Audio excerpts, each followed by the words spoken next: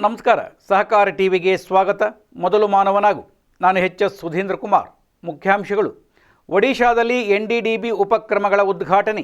ಕೇಂದ್ರ ಗೃಹ ಮತ್ತು ಸಹಕಾರ ಸಚಿವ ಅಮಿತ್ ಶಾ ಅವರು ಭುವನೇಶ್ವರದಲ್ಲಿ ರಾಷ್ಟ್ರೀಯ ಡೈರಿ ಅಭಿವೃದ್ಧಿ ಮಂಡಳಿ ಎನ್ಡಿಡಿಬಿ ಮತ್ತು ಒಡಿಶಾ ರಾಜ್ಯ ಸಹಕಾರಿ ಹಾಲು ಉತ್ಪಾದಕರ ಒಕ್ಕೂಟದ ಹಲವಾರು ಅಭಿವೃದ್ಧಿ ಉಪಕ್ರಮಗಳನ್ನು ಉದ್ಘಾಟಿಸಿದರು. ಗ್ರಾಮೀಣ ಜೀವನೋಪಾಯವನ್ನು ಬಲಪಡಿಸುವಲ್ಲಿ ಡೈರಿ ಸಹಕಾರ ಸಂಘಗಳ ಮಹತ್ವವನ್ನು ಎತ್ತಿ ತೋರಿಸಿದರು. ಸಭೆಯನ್ನು ಉದ್ದೇಶಿಸಿ ಮಾತನಾಡಿದ ಶಾ, ಸಹಕಾರಿ ಮಾದರಿಯು ಭಾರತದ ಡೈರಿ ವಲಯದಲ್ಲಿ ಪರಿವರ್ತನಾತ್ಮಕ ಪಾತ್ರವನ್ನು ವಹಿಸಿದೆ ಮತ್ತು ರೈತರಿಗೆ ಸುಸ್ಥಿರ ಆದಾಯದ ಅವಕಾಶಗಳನ್ನು ಒದಗಿಸುವುದನ್ನು ಮುಂದುವರೆಸಿದೆ ಎಂದು ಹೇಳಿದರು. ಡೈರಿ ಸಹಕಾರ ಸಂಘಗಳನ್ನು ವಿಸ್ತರಿಸುವುದರಿಂದ ಗ್ರಾಮೀಣ ಕುಟುಂಬಗಳ ಆರ್ಥಿಕ ಸ್ಥಿತಿಯನ್ನು ಗಮನಾರ್ಹವಾಗಿ ಸುಧಾರಿಸಬಹುದು ಎಂದು ಅವರು ಗಮನಿಸಿದರು.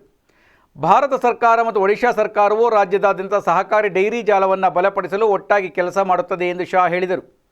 ಸಹಕಾರಿ ಚಳವಳಿಯ ಪ್ರಯೋಜನಗಳು ಹಳ್ಳಿಗಳನ್ನು ತಲುಪುವಂತೆ ಹೆಚ್ಚಿನ ರೈತರನ್ನು ಸಂಘಟಿತ ಡೈರಿ ಸಂಸ್ಥೆಗಳೊಂದಿಗೆ ಸಂಪರ್ಕಿಸಲು ಪ್ರಯತ್ನಗಳನ್ನು ಮಾಡಲಾಗುತ್ತಿದೆ ಎಂದು ಅವರು ಹೇಳಿದರು.